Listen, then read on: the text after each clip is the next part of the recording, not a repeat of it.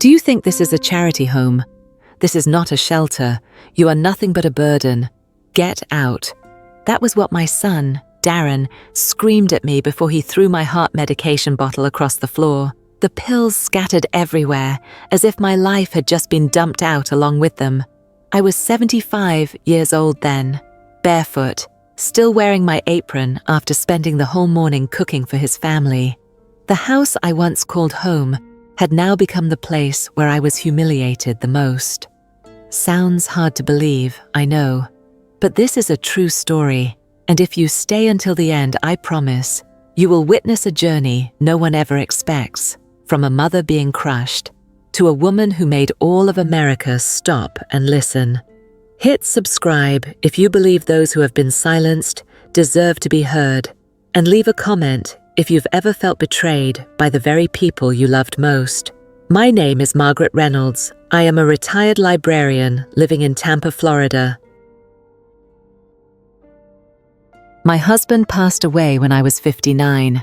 At 68, after a bad fall that left me relearning how to walk, I moved in with my son, Darren. I brought with me a small amount of savings, a folder full of old recipes, and photo albums from years gone by. I thought I was bringing love. Darren had always been the quiet type. As a boy, he rarely spoke. I thought it was just how boys were. He married young. His wife, Vanessa, was sharp-tongued and always had to be in control. Her voice was cold, and her smile never reached her eyes. Still, I was grateful to be with family. I stayed in the small guest room. I did my own laundry, cooked meals, contributed to the bills. I never wanted to be a burden. I told myself we were family, but I ignored all the warning signs. Vanessa never looked me in the eyes. Darren never asked how I was doing. And then one day, my favorite mug went missing. The one with the hand-painted flower Darren gave me when he was 8 years old. It all exploded on a Wednesday morning. I had run out of heart medication the night before. I asked Darren, gently, if he could pick it up on his way to work. He said nothing. The next morning, I reminded him again, as he was grabbing his briefcase. Vanessa snapped first. "Do you think we're your servants? Call someone else for help." I froze, my hand gripping the edge of the kitchen counter. That evening, Darren came home. I tried to talk to him calmly, but the way he looked at me, as if I was something disgusting, sent a chill down my spine. "Mom, Vanessa's right. This isn't a charity house. You've been here long enough." Then he grabbed the bottle of pills on the table and hurled it against the wall. I heard it shatter, pills rolling across the hardwood floor. "You need to leave tonight," he said. I did not cry. I did not scream. I just stood there, my knees trembling. Then I did something I had never done in my 75 years. I said, "Okay." I turned away, walking slowly back to my room. Each step felt twice as heavy as my body. When I shut the door, I sat down on the edge of the bed, staring at the blank wall. I could hear their laughter from the living room, as if they had just solved a small inconvenience. I bent down and picked up every pill from the floor, one by one. My hands shook, my knees ached, but I gathered them all into a silk handkerchief. I did not sleep that night. I sat there, listening to the tick-tick of the clock. Each tick felt like a cut to the heart.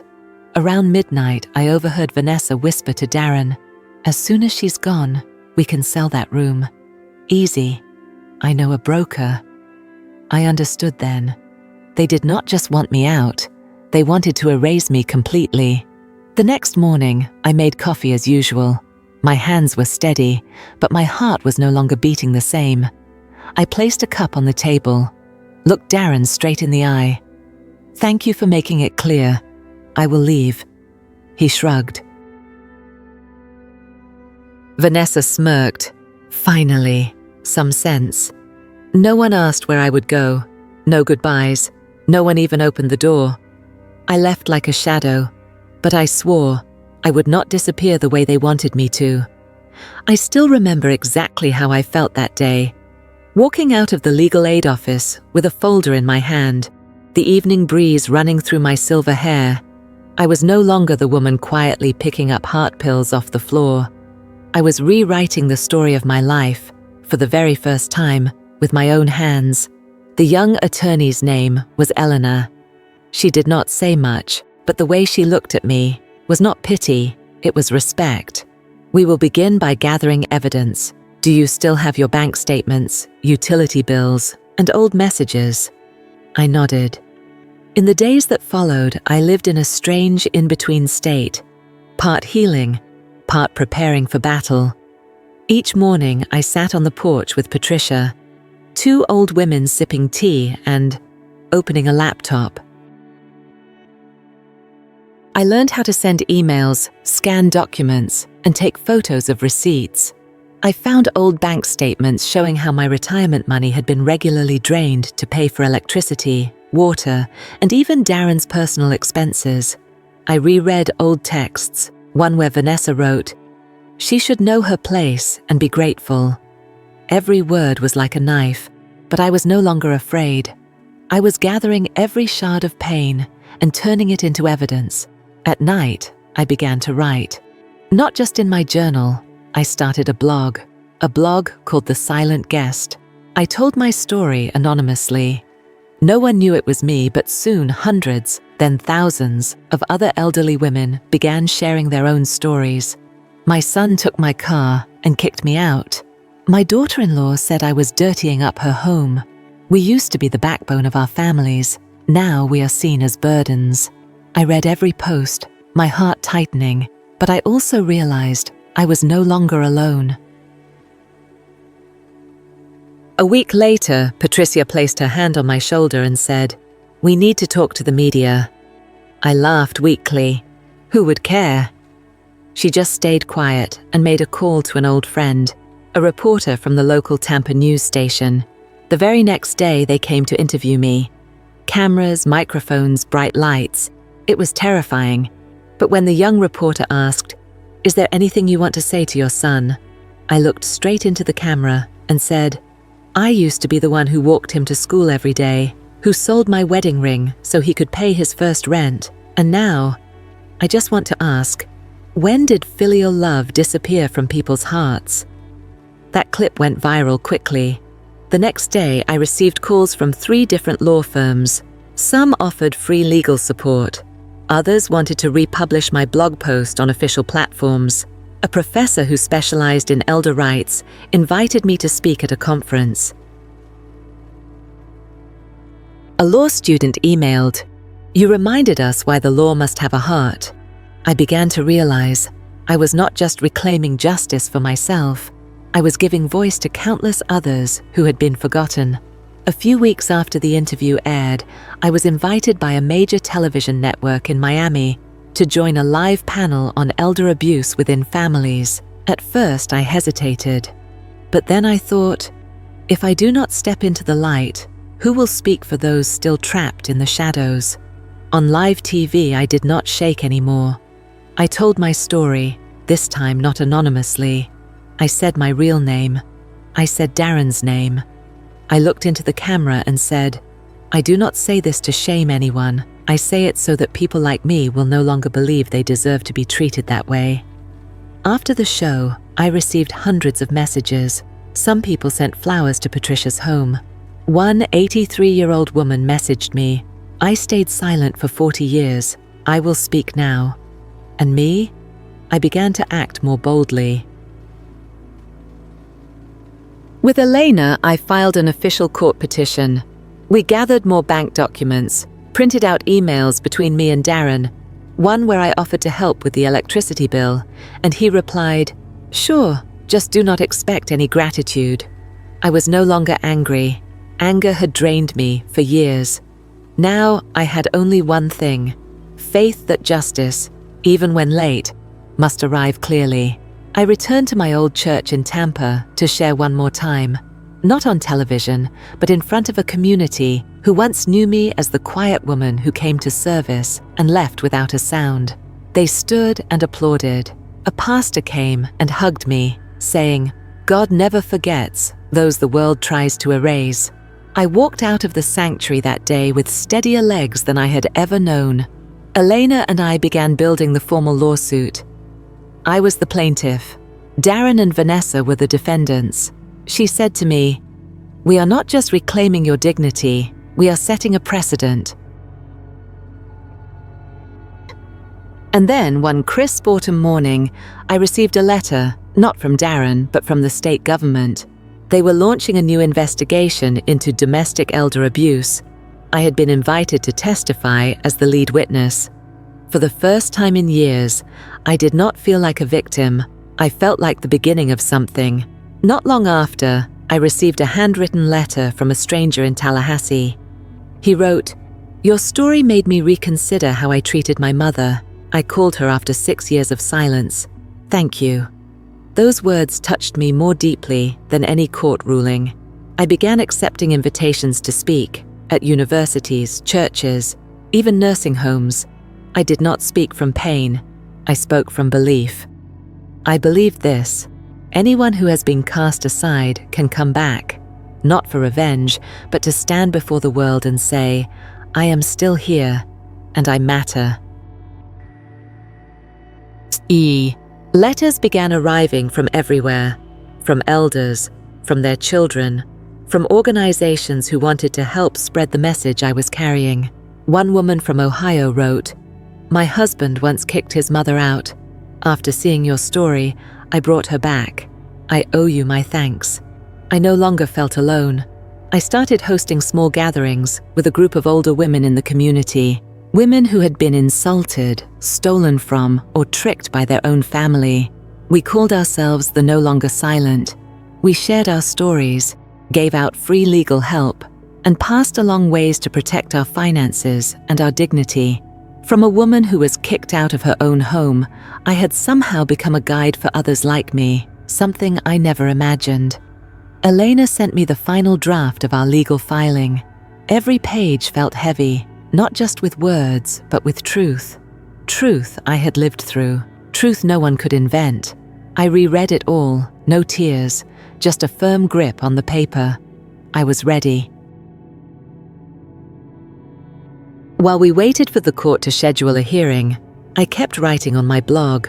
The post titled, "My Son Threw My Heart Pills," was shared more than 800,000 times in just 2 weeks. I did not know whether to cry or laugh. But the one thing I knew for sure was this: my silence, once buried, had turned into thousands of voices.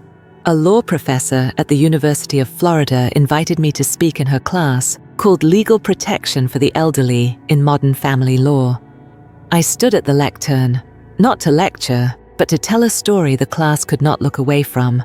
I ended with one sentence: "Not everyone who grows old becomes weak. But if someone is treated as worthless just for aging, then it is our society that has become weak." The whole room stood and applauded. Elena messaged me right after. "The court date is set. Next month we go to hearing." I simply wrote back 2 words: "I am ready." The trial was scheduled for a December morning, held at the Hillsborough County Court, where hundreds of civil disputes had been heard before. But that day marked the first time a 75-year-old mother dared to stand up to her own son. I walked into that courtroom, no longer the trembling woman picking heart pills off the floor.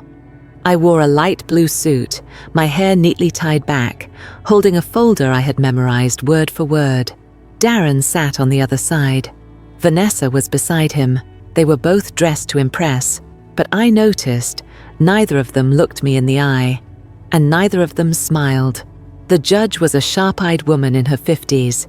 She began the hearing with a clear question. "Ms. Margaret, please state your reason for suing your son and daughter-in-law." I did not need my notes. I lifted my chin and answered slowly. "I did not come here for revenge. I came because I need to know what they did to me. Does it count as justice in the eyes of the law?" Elena laid out our evidence. Monthly bank statements showing I transferred $1,200, about 28 million Vietnamese dong, for shared living expenses, though I was not listed on any property deeds. She presented a recording of Vanessa calling me a freeloader and text messages where Darren refused to buy my medication, even though he knew I had chronic heart disease. One secret recording I had saved captured Vanessa clearly saying, "Once she's gone, we can rent that room. Easy $900,000 a month," which is roughly 21 million Vietnamese dong. The courtroom fell into silence. I looked across the aisle. Vanessa flushed with shame. Darren turned away.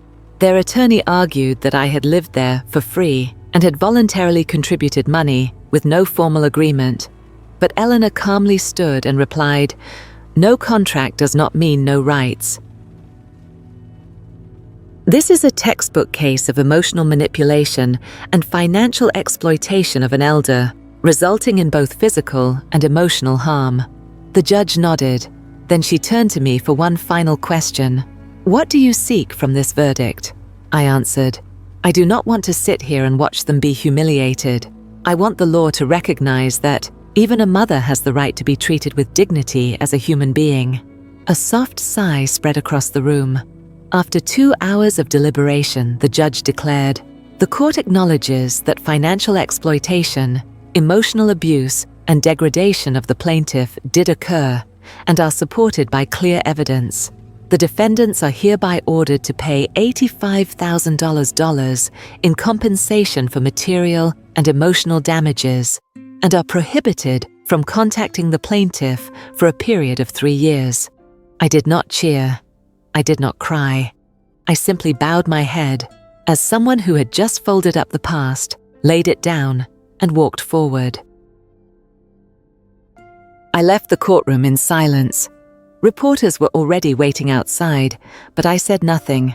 I simply stepped down the courthouse's old stone steps and looked up at the overcast Tampa sky. My heart felt light as paper, not because of the compensation, but because finally, the truth had been heard. Elena came beside me, gently placing a hand on my shoulder. "We won, but do you realize what you've done? This goes far beyond a lawsuit. You've opened a door for thousands of others." 3 days later, a major Florida newspaper ran a story with the headline, "75-year-old mother wins lawsuit against son in landmark elder abuse case." I smiled as I read it. Not because I felt strong, but because for the first time in my life, I saw a mother referred to as a plaintiff, rightfully, respectfully. A former neighbor of mine, Nora, who lived next door in the 1980s, called me, "Margaret, I followed your entire case through the papers. You made me proud to have once lived next to you." And it sounded like a simple comment, but to me it felt like a hug from the past, from a time when I had felt invisible. A week later, I received a letter from Darren himself. Short, handwritten. His handwriting was shaky. "Mom, I do not know what to say. I have no excuse. I only hope you find peace. I was wrong." I folded the letter. I did not cry. I placed it in the old wooden box, where I still keep the first letters Darren ever wrote to me in grade school. There's nothing strange about life starting a new chapter. From a long overdue apology, Darren and Vanessa disappeared from my life after that. But I did not feel empty. On the contrary, I felt restored, not because of the money, not even because of the legal victory, but because I had reclaimed my right to be a person, to enter old age without shame or the weight of humiliation. And when I looked back, only one thing felt truly worth holding on to. I did not stay silent. The next day, I got a call from the Florida governor's office. They invited me to join a special hearing to revise policies protecting elders from abuse within families. They said, "Your story is helping lay the foundation for a law that could protect thousands." I could hardly believe my ears. Me, a mother once kicked out of her own home, was now being consulted to help shape legislation. At the hearing, I spoke without a script. Some of you may think I am just a lucky old woman, but no, I am not lucky. I am someone who stood up when others stayed silent. What we need now is not just compassion. We need laws strong enough to make silence no longer an option. At the end of the session, a senior representative said to me, "You just did what years of government work could not. You got people to listen." They awarded me a certificate of recognition for my contribution to elder rights. But I did not hang it on the wall. I placed it on my writing desk as a reminder that worth is not measured by medals, but by walking through shame without losing yourself. Patricia threw a little celebration for me when I got back. She made the pumpkin pie I had loved since I was young. That little house was filled with laughter, not the strained kind I once heard in Darren's home, but the real kind, from people who had learned to love themselves first. I looked around and saw women who once trembled under the weight of their children's insults, now sharing advice on lawyers, lawsuits, and signing affidavits. We were no longer frail old ladies. We were living witnesses to a changing era, and I knew, if I had never walked out of that house that day, I might have slowly died inside from the weight of shame. But I stood up, and through wisdom, patience, and self-respect, I rewrote what it means to be a mother. I do not need my son to return. I do not need applause from society. I need only one thing: to live the rest of my life, fully and with dignity. 3 months after the trial, a friend called and told me to turn on the evening news. On the screen, police were searching a luxury villa in the suburbs of Clearwater. My daughter-in-law Vanessa's name was mentioned. She was involved in a major real estate scam, targeting dozens of elderly victims. I was not surprised. I simply poured myself a cup of tea and sat down to watch the footage from a helicopter. Vanessa was handcuffed, her head bowed, stripped of all the arrogance she once had when she threw that line at me. "You're nothing but a burden." Darren was also summoned for financial involvement. They had used my account to move funds, something Elena had suspected but had not fully investigated. Now, both of them were under formal investigation. The internet erupted. People called it instant karma. I made no comment. I did not need to see them go to jail to feel justice was served. The fact that the world, which they once looked down on, finally saw the truth, that was the real ending. I posted only one line on my blog, The Silent Guest, that day. Sometimes justice takes its time, but when it arrives, it cuts deep enough to never be forgotten. A week later, I heard Darren was being sued by one of the victims, whose signature he had forged to transfer property. At the hearing, he showed up alone. No famous attorney, no wife by his side. I was not there, but I knew when he lowered his head to sign that plea agreement, it was the first time he bowed out of responsibility, not pride. Deep down, I did not feel joy. What I felt was quiet closure. A chain of mistakes had finally reached its reckoning, not through revenge, but through isolation, the same kind I had once endured because of them. I folded up the article and tucked it into the bottom drawer. Then I walked out into the garden and snipped a sprig of lavender, the same kind I planted during my first days living with Patricia, and I knew the things that needed to close had truly closed. That evening, I sat under the porch roof, sunlight cutting through the tender new leaves. I saw a young family walking their grandmother down the street, a little girl whispering something into her ear, making her burst out laughing. I smiled. A world where the elderly are cherished. I had dreamed of it, and now I saw it before my eyes. Vanessa was sentenced to 2 years probation and ordered to repay the victims. Darren lost all rights to manage finances. I was not gleeful, but I was relieved, because now I was no longer paying the price for someone else's wrongs, and I no longer needed to witness their downfall to validate my own worth. Patricia quietly placed her hand on my shoulder as I shared the news. "Have you forgiven them?" she asked. I thought for a long while, then said, "Not completely, but I've stopped letting them hurt me. That's one form of forgiveness, not for them, but for myself." And then, one calm morning, as I watered the lavender pots on the porch, I took a deep breath and felt, at last, I was no longer the victim in my own life. These days, I live in a small house on the outskirts of Sarasota. It's not big, not fancy, but it's filled with sunlight and has just enough garden space for me to grow lavender, mint, and a few tomato plants.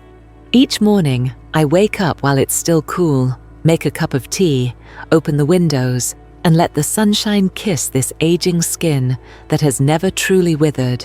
I teach the neighborhood kids how to read and write. I tell them stories, not about betrayal, but about kindness and resilience. I no longer seek apologies. I don't need my son to come back. I chose to forgive, not to ease anyone's guilt, but to free myself. I've come to realize forgiveness does not mean forgetting. It means refusing to let the past imprison your present. I don't need a happy ending. All I need is continuation, peaceful, steady, and dignified. And if you've ever felt what I once felt, please believe me, you can start again. If you've read this far, you've probably felt some of the pain and strength of those who've been betrayed by the ones they loved most. This story is not just mine. It's the truth of thousands, even millions of older adults, those who've been silenced, dismissed, cast aside just because they've grown old. But I believe all it takes is one voice, and hundreds more will find the courage to step out of the shadows. And you, if you've ever gone through something similar, leave a comment, tell your story. You are not alone. Share this video so no one else has to live with the shame of being abandoned. Hit the subscribe button if you believe that people at any age deserve to be heard, respected, and loved. We're not just making story videos, we're building a place for healing. And you're a part of that. Have you ever been treated like you didn't matter? If this story touched you, share it, comment, let the world know you have a voice. And don't forget to subscribe if you believe that even from the deepest wounds, dignity and pride can still bloom. We don't just tell stories, we tell the truth, the kind the world needs to hear.